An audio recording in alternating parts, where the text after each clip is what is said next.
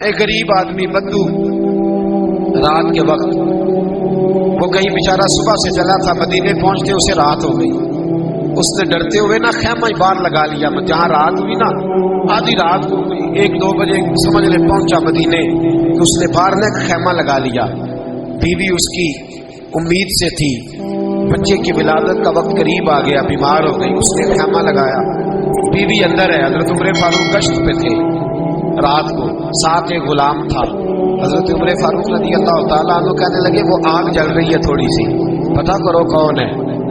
تو آپ کا غلام پتہ کرنے گیا تو بدو نے ڈانٹ دیا، کہنے لگے جاؤ تمہیں کیوں بتاؤں. حضرت عمر خود گئے، کہنے لگے مسافر بھائی بتا تو صحیح. کہنے لگا جی چھوڑے، میں آپ کو کیوں بتاؤں، میں کون ہوں، کیسے آیا ہوں. فرمایا خیمے کے اندر سے کرہنے کی آواز آتی ہے، کوئی درد سے چیخ رہا ہے، بتا ہمیں بات کیا ہے.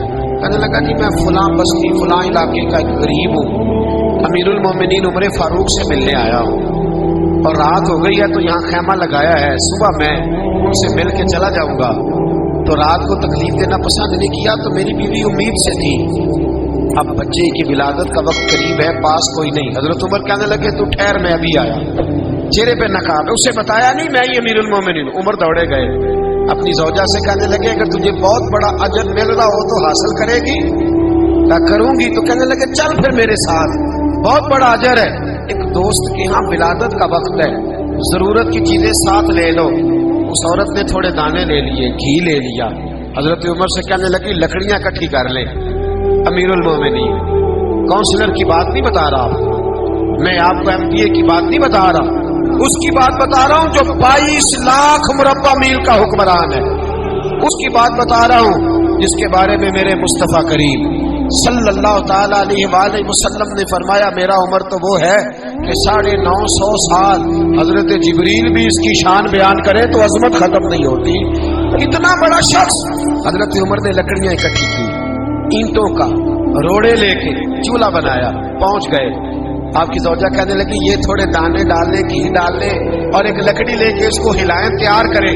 خود زوجہ اندر چلی گئی. حضرت عمر بار پکانے لگے. وہ بدو کہتا ہے میں اس طرح کا ان کے ساتھ بہیو کرنے لگا جیسے وہ کسی چوکی دار کے ساتھ نہیں کرتا. میں نے سمجھا یہ عمر نے چوکی دار رکھے آنے جانے والے مہمانوں کا.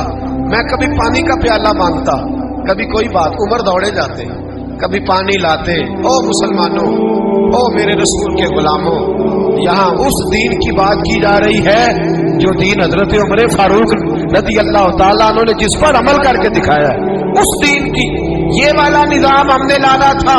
یہ ہمیں بتایا گیا تھا کہ پاکستان میں یہ رنگ ہوگا، ایسا نہیں ہوگا کہ امیر بیمار ہو تو لندن میں علاج ہو، یورپ میں، اور غریب کا بچہ بھی پیدا ہو تو وہ ہسپتال کے دروازے پہ ہی پیدا ہو جائے. یہ اس والے پاکستان کی تصویر ہمیں نہیں دکھائی گئی. یہ گندم امیر شہر کی ہوتی رہی خراب اور بچی کسی غریب کی فاقوں سے مر گئی. لیکن یاد رکھو، بس میری زبان پہ آیا ہے آج مجھے کیا لینے دو، امیر شہر سے لیں گے حساب پائی پائی کا. اور مجھے کہنے دو، ارادہ کرنے دو، امیر شہر سے لیں گے حساب پائی پائی کا. بس غریب شہر کے بچے تو جوان ہونے دو، ذرا ہمارے بچوں کو بڑا ہو لینے دو، ذرا انہیں اپنے دین کو سمجھ لینے دو، ہم ہمیں پوچھیں گے. اور اگر یہاں غریب نہ پوچھ سکے تو میرے نبی پاک نے فرمایا قیامت والے دن غریب ہی طاقتور ہوں گے. وہ دن ہوگا ہی غریبوں کا، یہ تمہیں پوچھیں گے. ہوٹل میں نا ایک بابا جی برتن مانجتے تھے، بوڑھے آدمی تھے، 70 سال کے قریب عمر تھی. ان کا ایک بیٹا تھا، ایک بہو تھی، ایک پوتا تھا، لیکن وہ بیچارے بیٹا بیمار رہتا تھا تو لہذا وہ خود مزدوری کرتے تھے. کہتے ہیں ایک دن وہ بابا جی میرے پاس آئے، کہنے لگے میم صاحبہ 2-4 دن کی چھٹی چاہیے. تو میں نے کہا خیریت ہے. کہنے لگے میڈم میرا بیٹا فوت ہو گیا. بیٹا، آپ کو پتہ ہے باپ کا جنازہ پڑھنا آسان ہے، بیٹے کا جنازہ اٹھانا بڑا مشکل کام ہے. کہتی ہے میں کچھ لکھ رہی تھی، میرے ہاتھ سے قلم گر گیا. میں نے خود گاڑی بھیجی، بابا جی گاؤں چلے گئے جہاں وہ رہتے تھے. کہتی 2-3 دن کے بعد میں اور میرا شوہر گئے تو رستے میں ہم باتیں کر رہے تھے کہ کیا تعزیت کریں گے.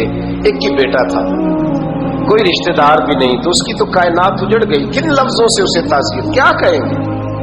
کہتے جب ہم گئے تو وہ ٹوٹی ہوئی چٹائی پہ بیٹھا تھا، کچھ لوگ قریب تھے. ہم نے جا کے کہا بابا آپ مسلمان ہیں، ہم آپ کو کیا نصیحت کریں. ایک ہی بیٹا تھا کہ کس طرح کر کے ہم آپ کو تسلی دیں. تو کہتے ہیں اس نے آنکھیں کھولی, بوڑھی آنکھوں میں ایمان کی روشنی. کہنے لگا بی بی کیا تعزیت کی بات کرتی ہو, میں نے کوئی پیسے جمع کرا کے بیٹا لیا تھا, خدا نے فضل سے دیا تھا, عدل سے لے گیا ہے. میں اپنے رب کے فیصلے میں بڑا راضی ہوں. اللہ اکبر. وہ خاتون کہتی ہے کہ وہ بابا جی سے میں نے کہا کہ چلو آپ 1 مہینے کی چھٹی کر لے. تو کہنے لگا نہیں میڈم میں مسلمان ہوں, مفت کی روٹی نہیں کھاتا, مزدوری کر کے کھاتا ہوں, میں انشاءاللہ 2-3 دن کے بعد کام پہ آ جاؤں گا. کہتے ہیں وہ چند دنوں کے بعد آ گیا. اللہ کی قدرت کے ابھی 2-3 ماہ گزرے تھے, پھر آیا. میڈم چھٹی چاہیے کچھ دنوں کی. میں نے کہا خیریت ہے. کہنے لگے وہ میری بہو بھی ہارٹ اٹیک سے فوت ہو گئی. کہتے اب میں بھی تڑپ گئی ہوں اور عیسائی ہو کہ میری آنکھوں میں آنسو آ رہے. میں نے کہا گھر کا دروازہ بند ہو گیا, اب یہ بیچارہ کیا کرے گا. وہ اپنے شوہر کے غم میں ہارٹ اٹیک سے فوت ہو گئی. کہتے ہم پھر 2-3 دن کے بعد تعزیت کے لیے گئے. پھر ٹوٹی ہوئی چٹائی, بوڑھا نہ اپنی انگلیوں سے زمین پر کچھ بنا رہا. کہتے قریب گئی اور میں نے جا کے کہا بابا اب تو تسلی آپ نے خود ہی کرنی ہے, جو نظام تھا وہ تو ہو گیا. تو کہتے ہیں پھر اس نے آنکھیں کھولی, آسمان کی طرف دیکھا تو کہنے لگا بیٹی کوئی پریشانی نہیں, میرا بیٹا بغیر شادی کے بھی تو فوت ہو ہی سکتا تھا, بس میرے مالک نے جب چاہا جیسے چاہ ہوا. میں انشاءاللہ 2-4 دن کے بعد کام پہ آؤں گا. یہ میرا 3-4-5 سال کا پوتا ہے, ابھی اسکول داخل ہوا ہے, میں ساتھ لے آؤں گا. وہاں میرے ساتھ اوپر کوارٹر میں جہاں میں رہتا ہوں یہ بھی رہے گا. کبھی کبھی میں دیکھتی چھت پہ کھڑے ہو کے کہ دادا گھوڑا بنا ہوا ہے اور پوتا سواری کر رہا ہے. وہ سویرے اٹھتا, اس کو اسکول چھوڑ کے آتا, شام کو لے کے آتا, پیار کرتا, محبت کرتا. 3ری منزل پر ہم نے کوارٹر دیا ہوا تھا, وہاں دادا پوتا رہتے. اللہ تو بڑا بے نیاز ہے. کہتی ہے اقبال ایک دن نا پوتا اوپر والی منزل پہ کھیل رہا تھا, اس کا پیر پھسلا, وہ گردن کے بل زمین پہ گرا. مجھے خبر ہوئی تو میں دوڑی, ایمبولینس منگائی. خون سے لتھڑے ہوئے اس بچے کو دادے نے اپنی گود میں رکھا. اور جب ہم ہسپتال کی طرف گئے تو ہاسپٹل بعد میں آیا, جناب اسرائیل پہلے آ گئے. اور کہتے ہیں وہ گود میں دم توڑ گیا. پھر دادے نے اسے اپنے ہاتھوں سے غسل دیا, پھر اس نے اپنے بوڑھے ہاتھوں سے قبر کھودی اور پھر مٹی ڈال کے کہنے لگا انا للہ و انا الیہ راجعون. جے سونا ہی میرے دکھ وچ راضی, جے سونا ہی میرے دکھ وچ راضی. پھر سکھ نو چولہے ڈاواں. کہتے ہیں وہ مٹی ڈالی اس نے, اور جب وہ واپس پلٹا تو میں بازو سے تھام کے ہوٹل قریب لائی اور میں نے اس کے قریب کہا کہ بابا تو ٹوٹ گیا ہے, تو بکھر گیا ہے. تو کہتے ہیں یوں اس نے ہاتھ رکھے اور یوں آنسو چھٹک دیے. کہنے لگا میڈم کیوں میرے اندر کوئی عقیدہ نہیں, میں کوئی لوارث ہوں, میرا کوئی رب نہیں, میں کیوں پریشان رہوں گا, میں تو پکا ہوا پھل ہوں.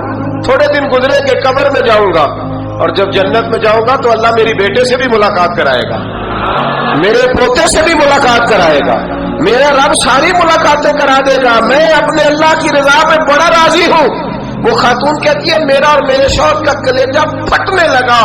میں نے کہا بابا یہ جذبہ کہاں سے ملتا ہے, یہ سکون کہاں سے آتا ہے, یہ کیفیت کیسے ملتی ہے.